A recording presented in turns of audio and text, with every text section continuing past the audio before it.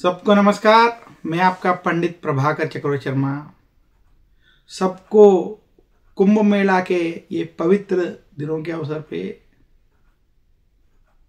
इस कुंभ मेला का जो आवश्यकता क्या है, कुंभ मेला क्या है और कुंभ मेला क्यों आता है और ज्योतिष शास्त्र के अनुसार कुंभ मेला में क्या क्या चीज़ें करने से हमें अच्छे खासे सफलता उसमें मिलेगा, ये सारी चीज़ें हम बात करेंगे।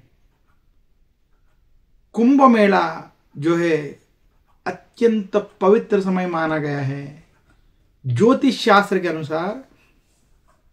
हमारे पुराणों के अनुसार जब देवता और राक्षस सब मिलके समुद्र का मदन करके अमृत भान के लिए जब प्रयत्न किया और जब वो अमृत कलश उनको मिला और इंद्रादि देवता लोग जो है जब अमृत को पाने की कोशिश कर रहे थे, भगवान विष्णु के हाथों से जब अमृत को जब बांटा जा रहा था तो उस समय 4 अमृत बूंद जो है आके इस धरती पे गिरा था। इस धरती में जिस जिस जगह वहां पे गिरा है उस चारों जगह कुंभ मेला, कुंभ का पर्व मनाया जाता है। हमारे शास्त्रों के अनुसार ये जो कुंभ पर्व जो है, जब कुंभ मेला जब होता है उस समय जो भी उस कुंभ मेला में नदी को पवित्र मान के भक्ति, श्रद्धा और भगवान पे विश्वास से जो भी उस पवित्र जलों में संकल्प लेके नहाते हैं, वैसे व्यक्ति को वो जान के या अनजान के अपने जिंदगी में कोई पाप कार्य किया तो उसकी पाप की नाश हो जाती है और पुण्य जो है मिलता है।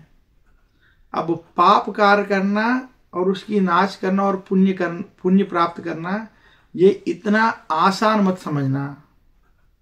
वो इसलिए कि जो भी व्यक्ति भक्ति से संकल्प के साथ जाके कुंभ के समय में जो उस नदी में नहाते हैं और नहाने के बाद उनके अंदर जो भक्ति भावना जो है जो बढ़ती है और उन्होंने जो भी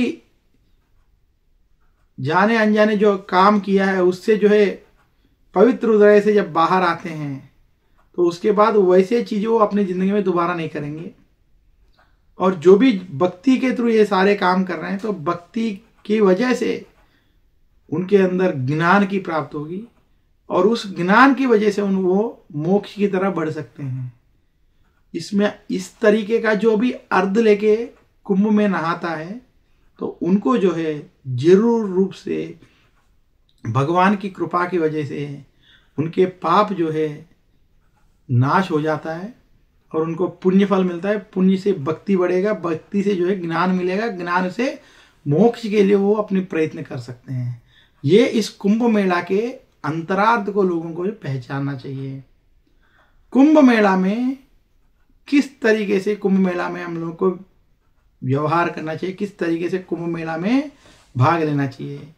जो भी व्यक्ति कुंभ मेला जा रहा है, कुंभ मेला में नहाने जाने से पहले वो खुद अपने घर में जहाँ पे भी वो बसे पहले वहाँ पे नहाना।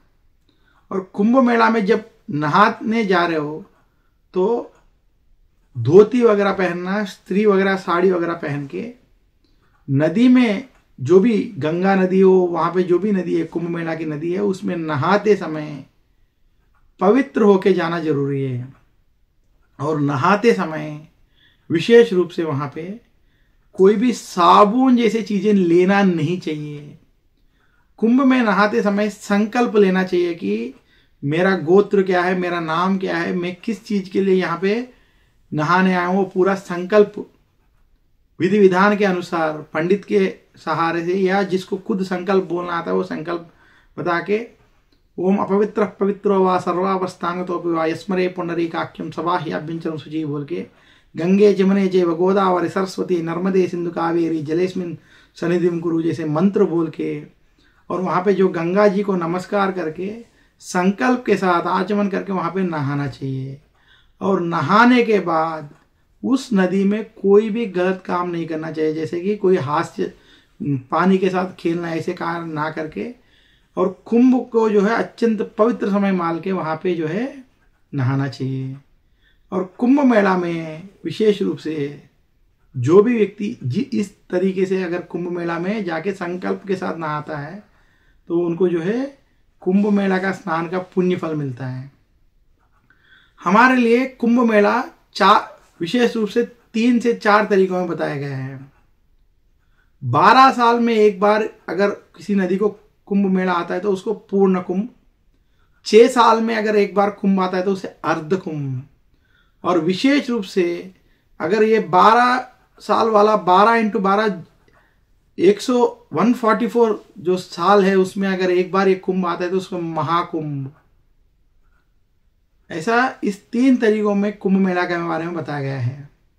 ज्योतिष शास्त्र के अनुसार कुंभ मेला कैसे बताए जाते हैं, ये कुंभ मेला कहाँ कहाँ होता जाता है। जैसे हम लोगों ने सुनाया गया है कि पुराण के कथाओं के अनुसार ये जो 4 बूंदे जो 4 जगह गिरा है, हरिद्वार, प्रयागराज, नासिक और उज्जैन, ये चारों जगह कुंभ होता है। और ये चारों जगह कब कब कुंभ होता है। पहला जो कुंभ होता है विशेष रूप से जब बृहस्पति मेष राशि में संचार कर रहे हैं और सूर्य भगवान मकर कुंभ राशि में मेष राशि में जब संचार करते हैं तो उस समय हरिद्वार में कुंभ जो है प्रवेश करता है। और दूसरा जो है प्रयाग का कुंभ, जब बृहस्पति वृषभ राशि में संचार कर रहा है, जैसे अभी 2025 में बृहस्पति वृषभ राशि में है और सूर्य जो है मकर कुंभ में जब संचार करते हैं, जैसे 13 जनवरी 2025 को मकर राशि में प्रवेश होने के कारण ये जो कुंभ हो रहा है ये प्रयागराज में त्रिवेणी संगम में विशेष रूप से गंगा नदी के लिए, गंगा यमुना और सरस्वती का संगम स्थान में ये जो है कुंभ होगा। इसी तरह अगर बृहस्पति सिंह राशि में है और सिंह राशि या कर्क राशि में रवि का संचार हो रहा है तो वो जो कुंभ होगा वो गोदावरी नासिक का होगा। और बृहस्पति अगर तुला राशि में है, रवि तुला राशि में है तो उस जो कुंभ है वो शिप्रा नदी उज्जैन के लिए होगा। इस तरह कुंभ मेला हमारा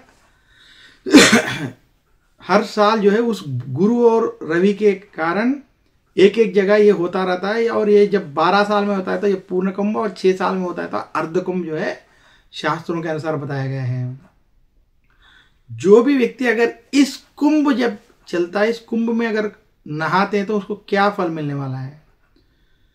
कुंभ में अगर कोई भी व्यक्ति नहाता है तो वो जाने अनजाने अगर उसने कुछ गलतियां किया है, उससे कुछ चीजें अगर कुछ हुआ है तो उससे छुटकारा मिलती है। और उसका जो है पाप दूर करने के लिए, पुण्य प्राप्त करने के लिए कुंभ मेला को अत्यंत पवित्र माना गया है। कुंभ मेला में जो भी हमारे पितृ देवता जो भी जिनकी मृत्यु होती है उनके लिए वहां पे श्राद्ध कर्म जैसे चीजें करने के लिए, पितृदोष पितृ श्राप से बचने के लिए भी कुंभ मेला अत्यंत पवित्र माना जाता है। कुंभ मेला में क्या क्या चीजें करना चाहिए। कुंभ मेला के समय में कुंभ मेला में नहा के विष्णु सहस्रनाम, भगवत गीता जैसे पारायण करना, अष्टादश पुराणों की पारायण करना। जहां पे भी कुंभ चल रहा है, प्रयाग जैसे क्षेत्र में जैसे अलोपी जैसे शक्तिपीठ की दर्शन करना, और कुंभ के आसपास जो भी काशी जैसे क्षेत्र दर्शन करना, अयोध्या और नैमिषारण्य जैसे क्षेत्र का दर्शन करना अत्यंत पवित्र माना गया है। कुंभ मेला जब भी एक कुंभ मेला चल रहा है तो उस समय साधु संत के लिए वहां पे जो है अन्नदान जैसे दान करना, और जो भी वस्त्र दान, अन्नदान, गोदान जैसे चीजें कुंभ के समय में अगर जो करते हैं वो विशेष रूप से अत्यंत शुभ फल माना जाता है। कुंभ में जो भी व्यक्ति इस तरीके से कार्य करते हैं तो उनको जो है अत्यंत शुभ फल मिलता है। और ये अत्यंत पवित्र समय बताया गया है और विशेष रूप से ये उत्तरायण पुण्य काल में हो रहा है, ये पवित्र माना जाता है। कुंभ में इस बार माघ मास में माघ पूर्णिमा, शिवरात्रि, मकर संक्रांति जैसे शुभ दिनों में, माघ पंचमी, माघ सप्तमी जैसे शुभ दिनों में अगर गंगा में त्रिवेणी संगम में नहाते तो वो अत्यंत पवित्र भी बताया गया है। कुंभ में जो भी व्यक्ति ऐसा नहा के अपने संकल्प के साथ ये कार्य करते हैं तो उनको जो है पुण्य प्राप्त होगी। और कुंभ मेला जैसे पवित्र समय में कोई भी अनुचित कार्य नहीं करना चाहिए। कुंभ मेला में जब नहाने जाते तो वहाँ पे नदी में खेलना पाप है। हम लोग पुण्य कार्य के लिए जा रहे हैं, उसमें पाप के चक्कर में नहीं पड़ना चाहिए। और कुंभ मेला में जो भी स्त्री वगैरह नहा रही है उनके साथ कोई भी गलत चीज़ें ना बोलना, वहाँ पे किसी को भी अपने झगड़ा करना, ये सब चीज़ें पाप माना जाता है। कुंभ में संकल्प सहित भक्ति श्रद्धा से स्नान करना, कुंभ के समय में दान करना, कुंभ के समय में यज्ञ याग आदि होम जैसे चीजें करना या उसके लिए पैसा जोड़ के प्रयास करना, ये सब अत्यंत पुण्य फल होने का काम बताया गया है। और कुंभ में स्वच्छ के साथ स्वच्छता का पर्यावरण के स्वच्छता रखते हुए नहाना चाहिए। साबुन और शैम्पू से नहाने के लिए कुंभ में मना किया है। कुंभ में जो भी लोग नहाते हैं वो 3 बार डुबकी लेना ही कुंभ का स्नान होता है संकल्प के साथ। और कुंभ में जो भी नहाते हैं उनको अगर ज़्यादा से ज़्यादा नदी के नीचे जो मिट्टी है उससे नहाना, हल्दी कुमकुम से नहाना चाहिए। इसके अलावा उसमें और कोई चीज़ों से नहाना नहीं चाहिए। स्वच्छता का जो है, पर्यावरण का जो है, ये ख्याल रखना जरूरी है। सबको एक और बार कुंभ मेला का शुभकामनाएं बता रहा हूँ। मैं आपका पंडित प्रभाकर चक्रवर्ती शर्मा, बहुत बहुत धन्यवाद।